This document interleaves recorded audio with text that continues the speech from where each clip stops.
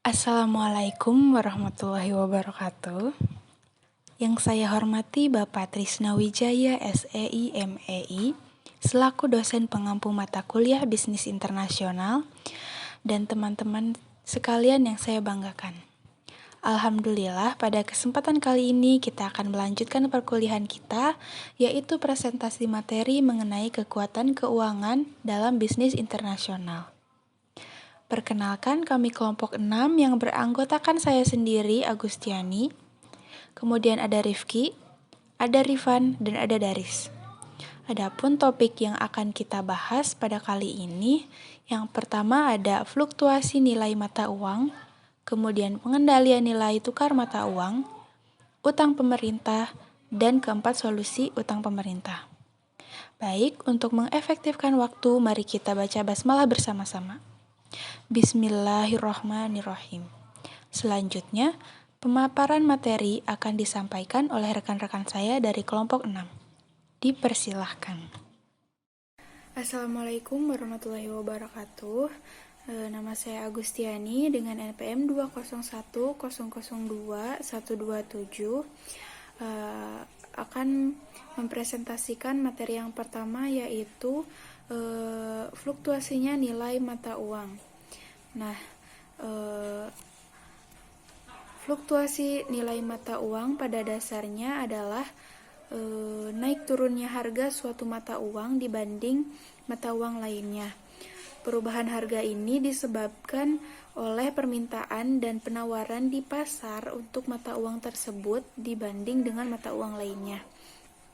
Nah, berfluktuasinya nilai mata uang ini dipengaruhi oleh beberapa faktor. Yang pertama, terlalu besarnya impor suatu negara yang tidak balance dengan ekspor yang mempengaruhi cadangan devisa yang mesti dibayarkan dengan kurs dolar. Nah, kemudian yang kedua, adanya jual beli yang terlalu besar mata uang asing dalam dolar yang berlebih dalam bursa asing sehingga negara dalam keadaan defisit. Nah, kemudian yang ketiga, ada pembatasan kuota mata uang asing pada setiap negara. Nah, pengaruh fluktuasi atau kurs mata uang suatu negara terhadap perdagangan internasional, yaitu jumlah yang harus dibayarkan dalam mata uang lokal semakin meningkat ataupun menurun. Nah, faktor lain yang mempengaruhi nilai tukar ini ada beberapa. Selain faktor yang tadi disebutkan, faktor non-ekonomi juga berperan dalam mempengaruhi kurs, terutama dalam jangka pendek. Nah, yang pertama itu ada inflasi, kemudian ada suku bunga, neraca perdagangan, hutang pemerintah, dan spekulasi, kemudian juga ada risiko politik, kemudian ada juga pertumbuhan ekonomi. Sekian dari saya. Assalamualaikum warahmatullahi wabarakatuh. Pengendalian nilai mata uang. Penentuan kurs valuta asing yaitu nilai suatu mata uang yang dinyatakan dalam mata uang yang umum. Woods menetapkan nilai dolar Amerika dalam emas sebesar 35 dolar per troy ounce. Nilai semua mata uang kemudian juga dinyatakan dalam dolar Amerika sebab dipandang sebagai mata uang paling kuat dan perekonomian Amerika berada dalam posisi yang terbaik untuk memimpin sebuah dunia yang keluar dari masalah ekonomi yang ditimbulkan oleh Perang Dunia Kedua. Membatasi atau melarang penggunaan yang sah dari suatu mata uang dalam transaksi internasional biasanya dinilai di pasar bebas dan diputuskan bahwa semua pembelian atau penjualan dari mata uang lain dilakukan melalui badan pemerintahan.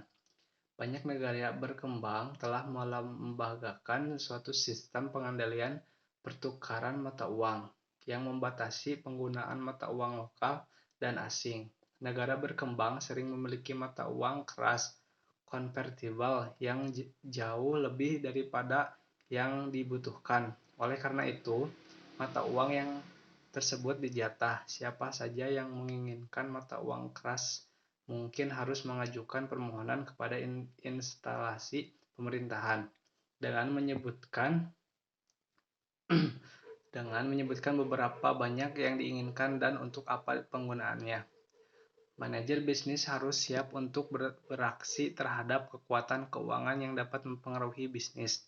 Hal ini meliputi defisit neraca pembayaran antara lain insentif ekspor, yaitu masa pajak, pendanaan biaya rendah, bantuan luar negeri, atau keuntungan lain yang diberikan oleh pemerintah untuk mendorong bisnis guna melakukan ekspor dan untuk mendorong pelanggan luar negeri agar membeli barang dan jasa. Tarif dan pajak-pajak lain, inflasi, serta kebijakan fiskal atau moneter dari pemerintahan tuan rumah. Kebijakan dan praktik akuntansi juga berbeda dari satu negara ke negara lainnya, sehingga bisnis harus mematuhi aturan negara tuan rumah dan menerjemahkan angka dihasilkan ke dalam praktek akuntansi yang digunakan di negara asal dapat dipahami oleh orang-orang di sana.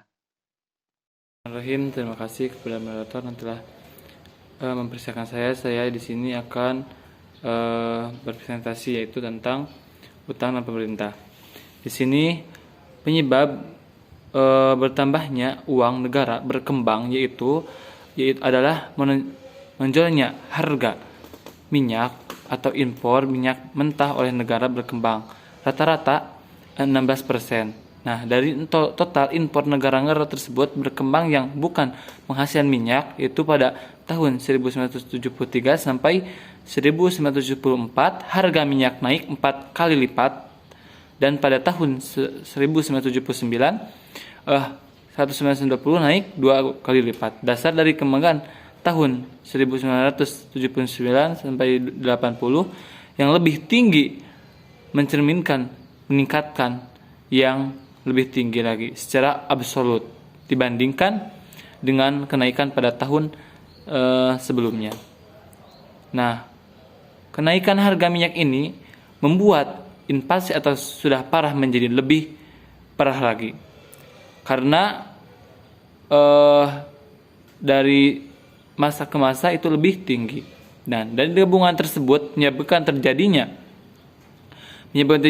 resensi dunia, yaitu penurunan dalam harga minyak mulai tahun 1981 berdampak buruk pada perkembangan meresiko dengan negara berkembang atau beranggota OPEC.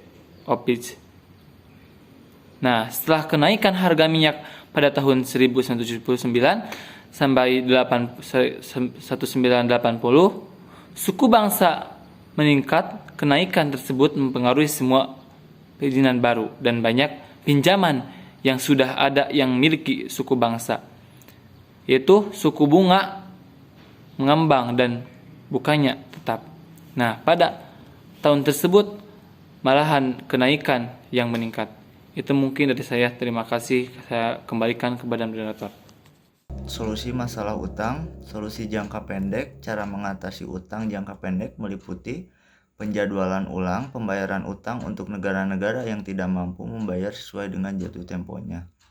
Negara berkembang penerima pinjaman dapat mengurangi utangnya hanya dengan mengekspor lebih banyak daripada impor.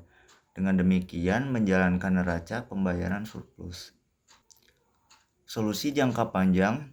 Tahap 1, negosiasi kembali utang disertai dengan program rencana penghematan yang ketat adalah sebagian dari tahap pertama usaha dunia untuk memecahkan permasalahan tersebut, dan tahap ini mengakibatkan kemunduran standar hidup dan membatasi pertumbuhan ekonomi dan ekspor.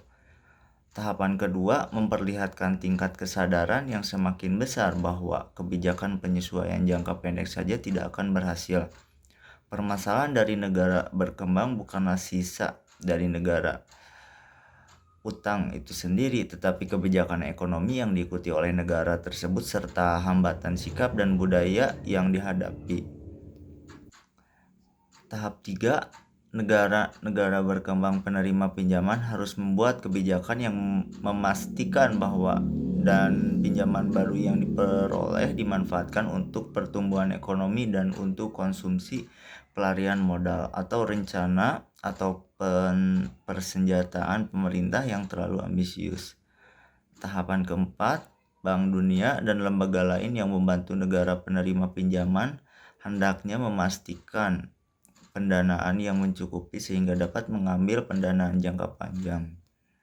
kekuatan keuangan dalam bisnis internasional ada 4. Yang ke-1 fluktuasi nilai mata uang, kedua pengendalian nilai tukar mata uang, ketiga utang pemerintah, dan yang keempat solusi masalah utang.